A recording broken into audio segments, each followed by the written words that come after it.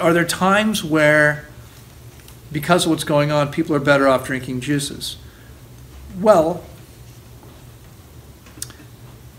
I think the answer to that question, if you have some sort of digestive distress, digestive condition, would you be better off drinking juices than real food? Because let's be clear, juices aren't real food, okay? There's no orange juice tree. We have to make the orange juice. It's an unnatural thing we're creating. We're creating it from something natural, but it's not natural.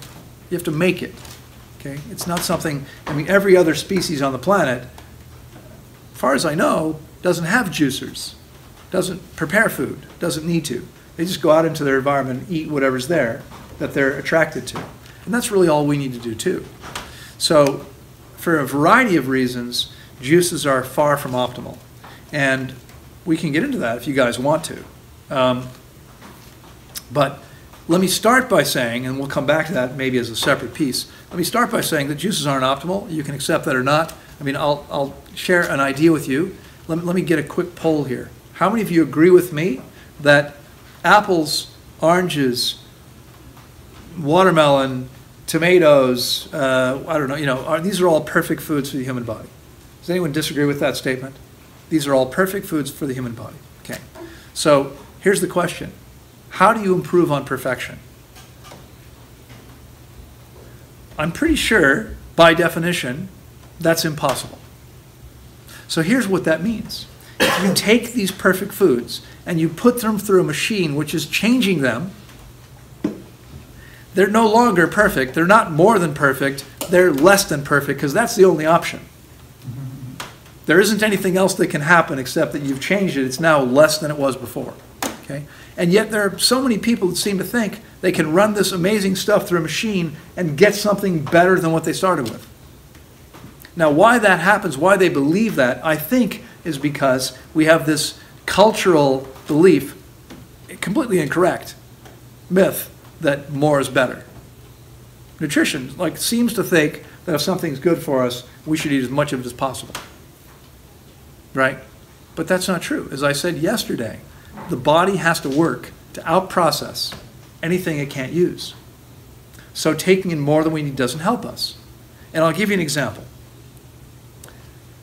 Years ago, I had just completed a lecture, an introductory lecture outside of Washington, D.C. And a woman came up to me to ask me some questions. I answered her questions, and then I said to her, "You drink a lot of orange juice, don't you?" And she said, "Yeah, how'd you know?" And I said, "Well, you're orange." Her skin was orange, okay? Not a little bit, it was like orange, bright orange. Why does that happen? Well, first of all, let me say what happened. Let me tell you the rest of the story. She said to me, "Oh, that's because I'm detoxifying." And I said to her, "I don't know, but I run the world's largest dedicated water-only fasting center.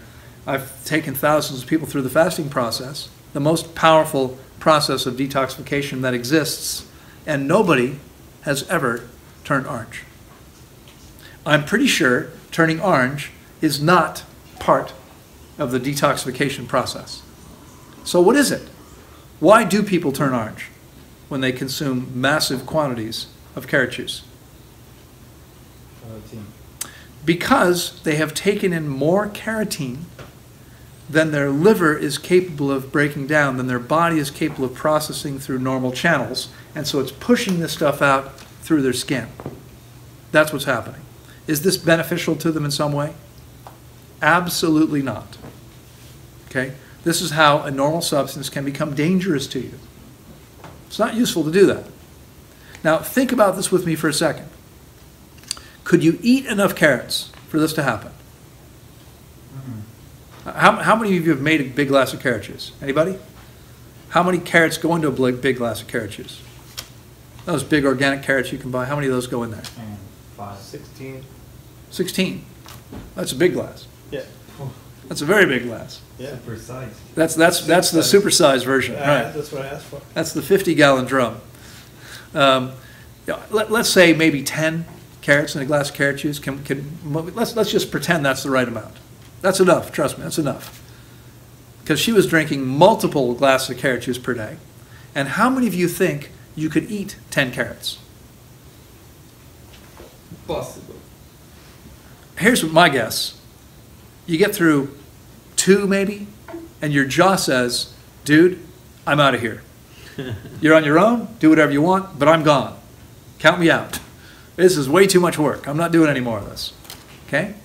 It's completely unnatural. I mean, you could force yourself to eat that much, but your body doesn't want to. It doesn't feel comfortable. This is something that's relatively hard, requires a lot of mastication. Okay? We would never eat that much. So the only way to overconsume this stuff is to create something unnaturally, where it's unnaturally concentrated. And that's what happens, okay, with juices. Now, I've looked for studies. I haven't found too many, but I found one. And they looked at a commercial tomato pressing operation. So they're taking tomatoes, they're putting them in a hydraulic press, a machine that holds, I believe it was tens of pounds of tomatoes. You know, it might have been 50 pounds or more, 100 pounds of tomatoes at one time. And what happens is, you've got this cylinder, you've got a piston that comes down, and it smashes all the tomatoes. They're making tomato paste or something, tomato sauce, I don't know. It's a commercial operation. Here's what they found. 40% of the vitamin C is gone in 3 minutes. 3 minutes. Why? Because you burst all the cells, and the vitamin C is exposed to the oxygen, and it oxidizes quickly. Now, vitamin C happens to be one of the least stable of all the nutrients, so you're going to lose it more quickly than some others. But 40% of it's gone in 3 minutes' time. When you make juices at home, do you complete the process and fully consume it in under 3 minutes? I don't think so. And what's the difference between the hydraulic press and your juicer? The hydraulic press, when that piston comes down, all the air is forced out of the cylinder. Is it not? What happens in your juicer or your blender? Air is drawn into the mixture. That's what's happening. Okay? The oxidative losses were 40% in a hydraulic press. What would they be in your juicer? I don't know. Probably a lot higher. There's several problems here. 1, we're losing nutrients.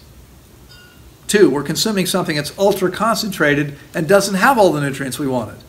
3, we lose nutrients at different rates. Some nutrients are more stable than others. So we start with nature's perfect substances, which mean this incredible proportion of nutrients that we need. Perfect proportions, right? Everything works together. And what do?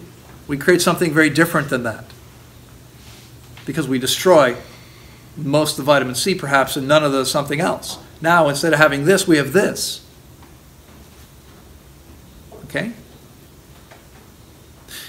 There's another piece.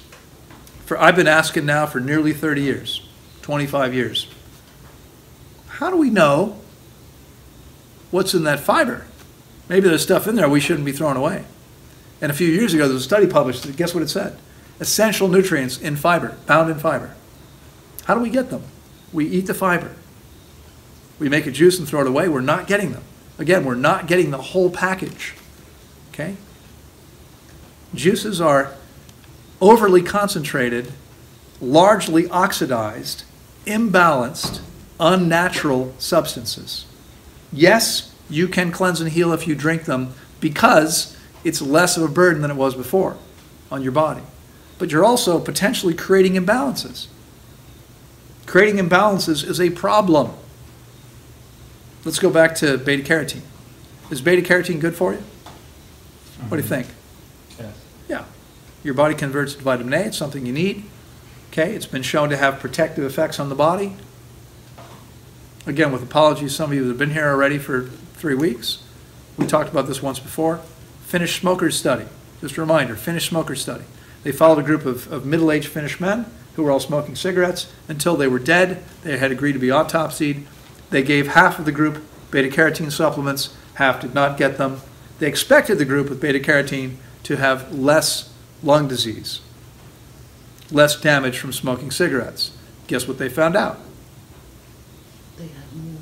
The exact opposite. People who used beta-carotene supplements had more disease than people who did not. Wow. So now we know that beta-carotene causes disease, right? No. What we know is that imbalancing the body causes problems. And they found the same thing to be true, not just with isolated nutrients, but with multivitamin supplements. Because multivitamin supplements still aren't food. Scientists have said maybe we know 5 to 10% of the nutrients in our food. We know what it is. Well, so all the stuff we don't know what it is, how is it in there? How do they put it in the supplement? They don't even know what it is. They don't. It's not. No supplement is food. Food is food. Supplements are garbage. Okay? And not worth consuming. Exception is if you have a dangerous deficiency of something and need to immediately address it, like B12, a lack of which can cause brain damage. Okay? If it's not too late for you, as it probably is for me, you might want to supplement to avoid brain damage if you're in that situation. Temporarily, to get those levels up. And then realize, right, understand that every species needs it. How does every other species get it? How do healthy people get it? Without eating animal products. Because people eating animal products have the same rates of B12 deficiencies, of actual clinical problems, as vegans and vegetarians, consuming thousands of times more B12. What does that tell us? It's not about consuming more B12. It's about being able to use what's there. It's about getting your body clean and efficient so it works properly, so you can take advantage of all the B12 manufactured in your body every single day. Multiple times what you actually need to be healthy. It's already in there. If you're not getting it, the problem is in the body. Okay? So understand that these juices might in some ways allow us to avoid symptoms of certain conditions, but they're not healing anything. The body has a better chance to heal perhaps while drinking juices than while eating McDonald's, eating a lot of other things, maybe, but we're also creating imbalances. It's a problem. We're treating a symptom. If you've got a lower GI tract problem, what you might want to do is stop eating, because they heal every single time, virtually every single time, if you fast long enough. Hey, thanks for watching. If you're interested in more information about fasting in general, we've got a playlist there. If you're interested in fasting for specific conditions, you can check out that list. If you want to hear what people's experience was in their own words, we've got a group there, and then we've got another one which is all about optimal diet, how to maximize your health.